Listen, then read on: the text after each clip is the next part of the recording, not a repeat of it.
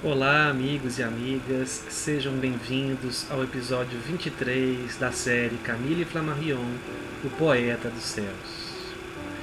No episódio anterior, nós contamos a história do Dr. Fournier, que havia conseguido para Camille uma entrevista no Observatório de Paris, para que ele pudesse adentrar essa instituição como um aluno astrônomo.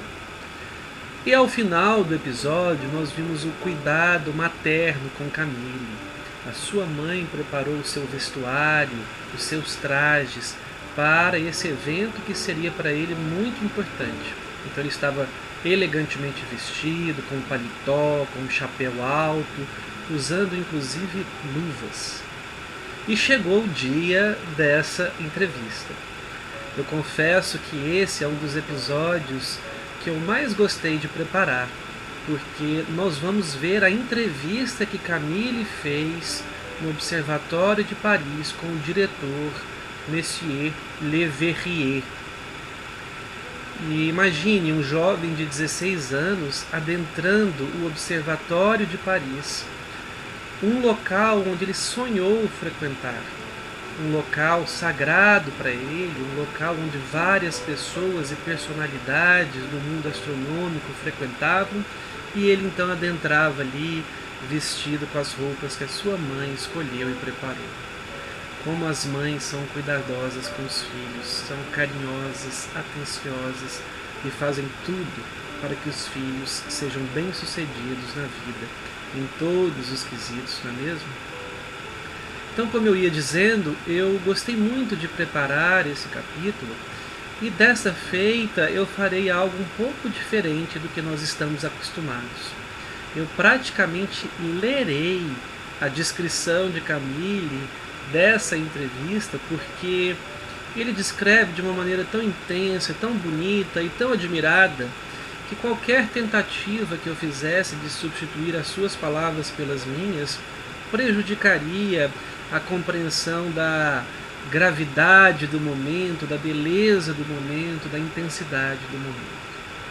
Então vamos às palavras de Camille Flammarion para esse episódio. Era uma bela manhã de sol. Cheguei ao observatório tremendo, veja o nervosismo do jovem de 16 anos, e perguntei ao porteiro, eu mesmo estranhando a minha audácia. Então ele estava muito confiante, né, e muito audacioso na sua própria visão. Monsieur Leverrier, por favor, ele perguntou. Monsieur Leverrier, s'il vous plaît, em francês, não é mesmo? O pátio parecia muito largo de atravessar, muito longo. O grande corredor de entrada parecia que não tinha fim. Sob suas abóbadas sombrias e severas, eu pensava em todas as glórias que haviam passado por aí. Cheguei ao primeiro piso e perguntei, o senhor diretor?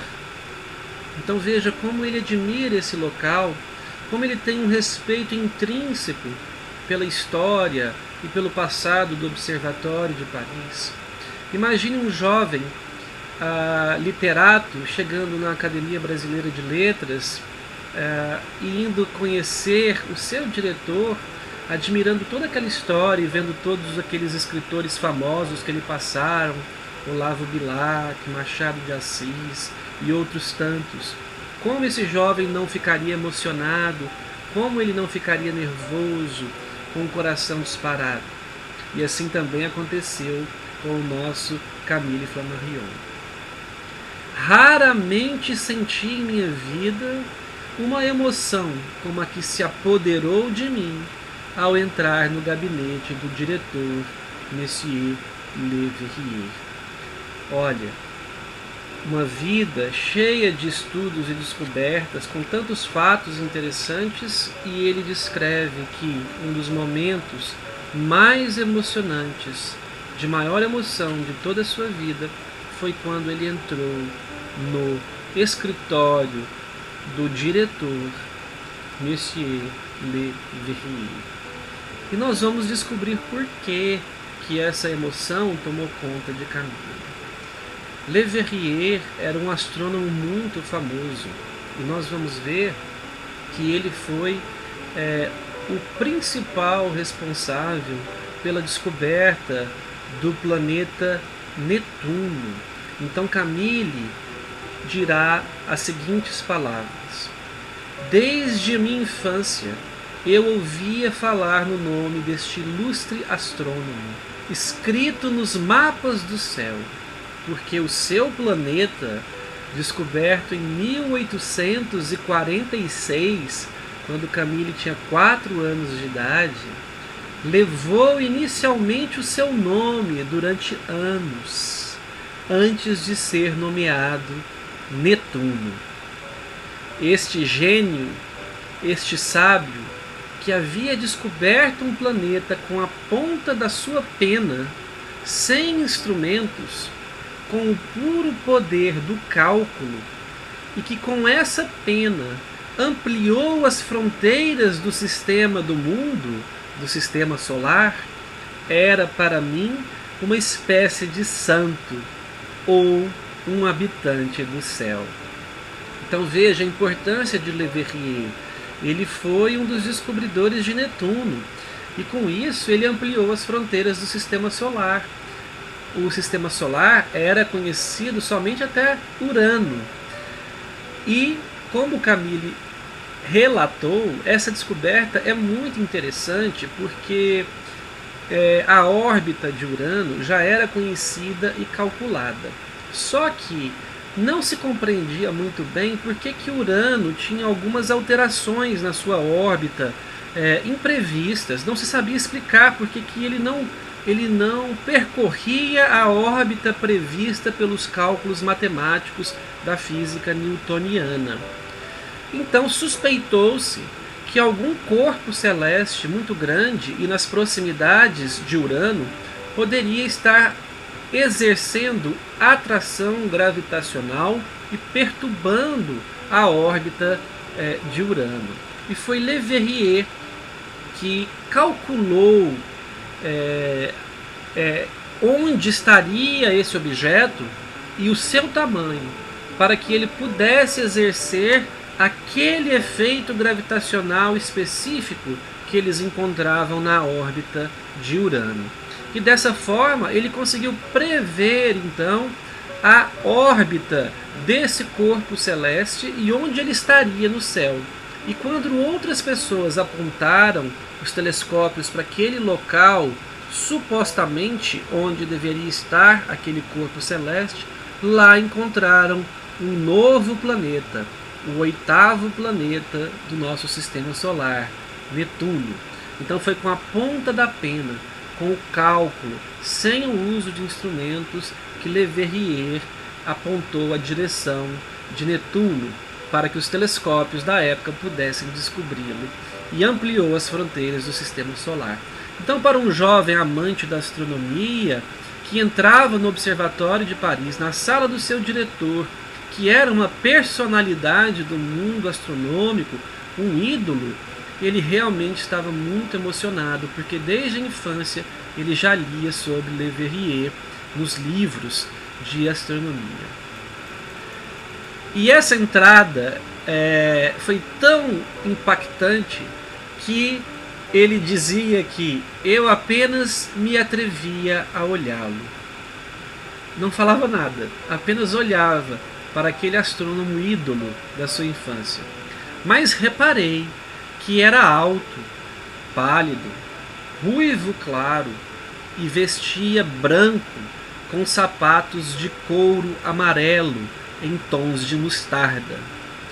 Nascido em 1811, tinha então 47 anos, embora parecesse mais jovem. Estava sentado atrás de sua mesa, sobre a qual caía uma luz muito bonita, porque o céu estava esplêndido. Então entrava uma luz pela janela de um dia de sol muito bonito, e isso iluminava a mesa do Sr. Le Verrier. Ele conversava com o Senhor, que lhe contava que um grande sábio um ilustre físico, Léon Foucault, astrônomo do observatório, estava ameaçado de loucura.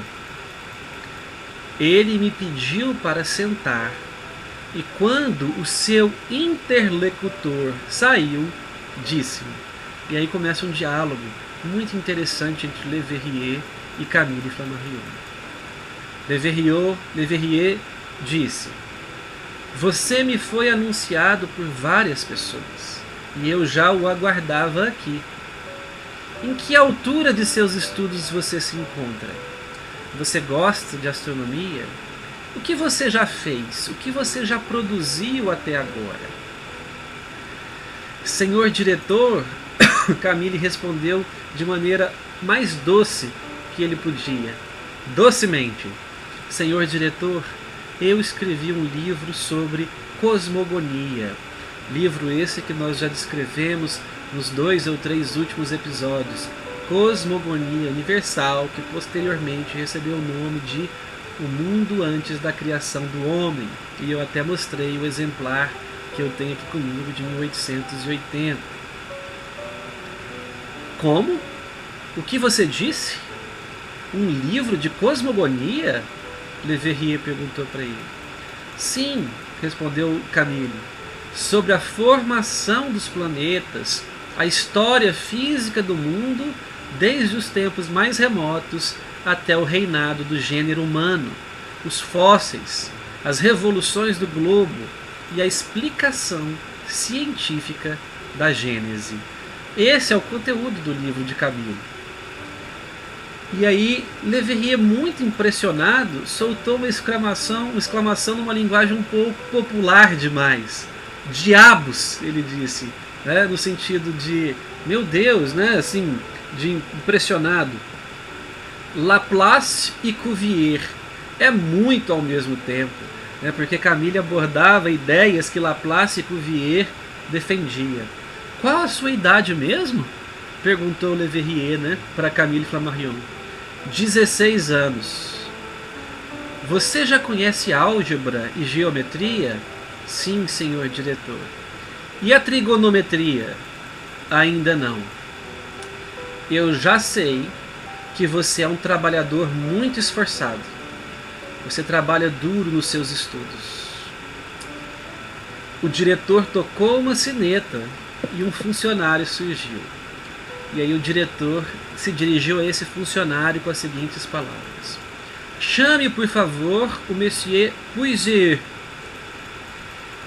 E aí imediatamente na sala surgiu esse homem alto, barbudo, também ruivo, com os cabelos desgrenhados.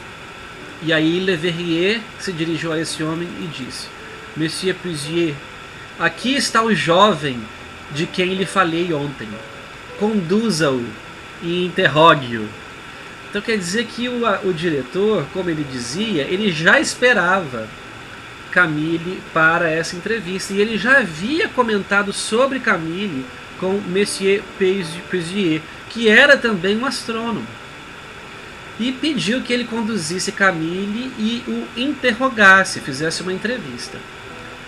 Era uma prova de matemática, elementar, mas que me pegou de surpresa.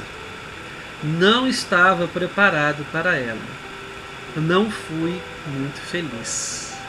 Mas o homem, Monsieur Le Puisier, me tratou com uma bondade tão paternal que me deixou muito tranquilo. Após a prova, quando fui reconduzido à sala do diretor, ouvi as seguintes palavras proferidas por ele: meu jovem, você começa seus trabalhos no observatório na próxima segunda-feira. Até lá, e trabalhe muito.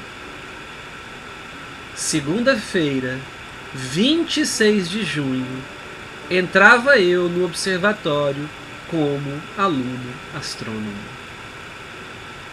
Ao sair do observatório, eu tinha asas. Veja que a leveza havia tomado conta dele.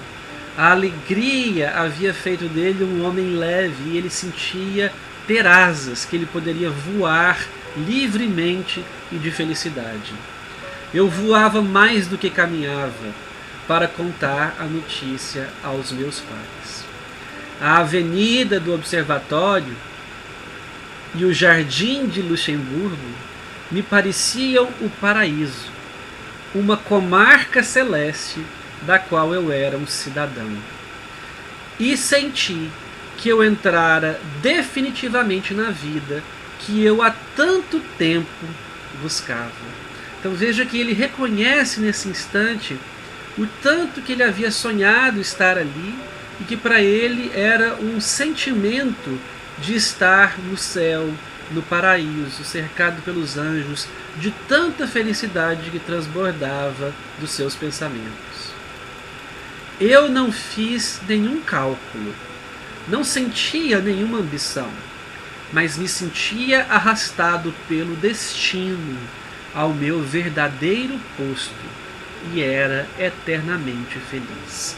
Veja que dentro do Espiritismo nós falamos de destino e consideramos muito o livre-arbítrio, a possibilidade das pessoas de escolherem os seus caminhos.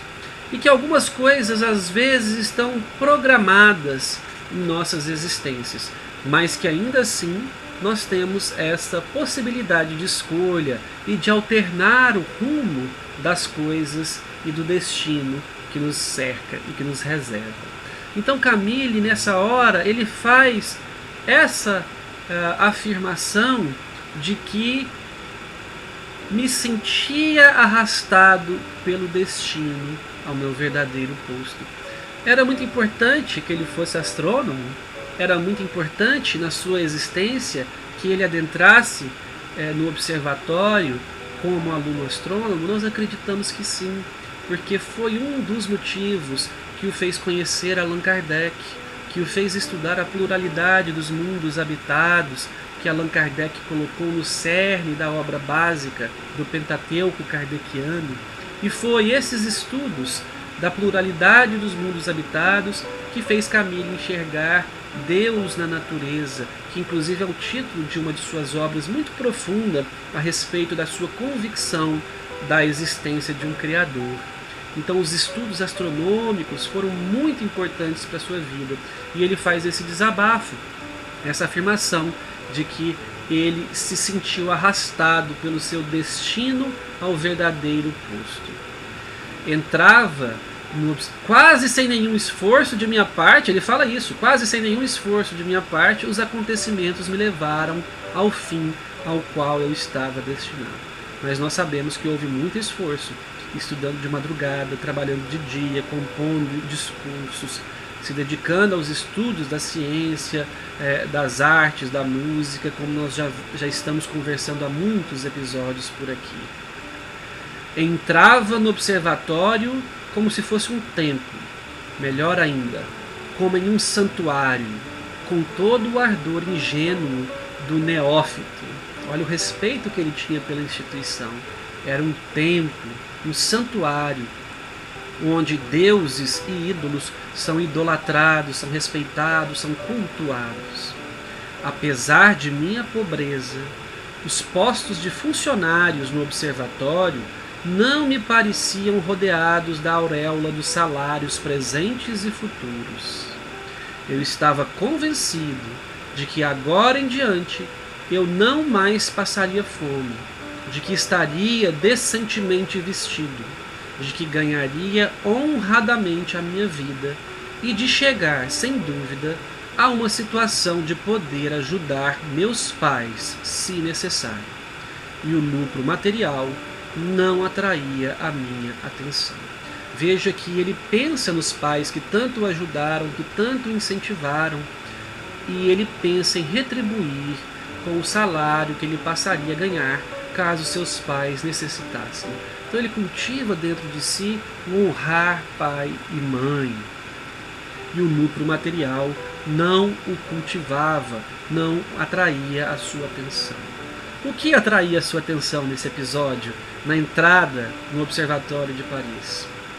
Viver em plena ciência, aprender, estudar, buscar, descobrir, contemplar os esplendores do céu, voar através das planícies etéreas e visitar os outros mundos por meio dos maravilhosos instrumentos inventados pelo gênio humano. Eis os horizontes maravilhosos que se abriam à minha imaginação. Para mim, isso era a bênção absoluta. Então era isso que o cativava, era isso que o fascinava, e não as tentações materiais e o salário, o lucro que ele poderia ter com aquele emprego, com aquele trabalho no Observatório de Paris. Sempre me pareceu que não havia nada superior a uma vida tranquila, sossegada, enxuta, sem ambição, independente e consagrada aos estudos que mais nos agradam e em meio aos livros e aos instrumentos de investigação. Eis aí uma afirmação camiliana.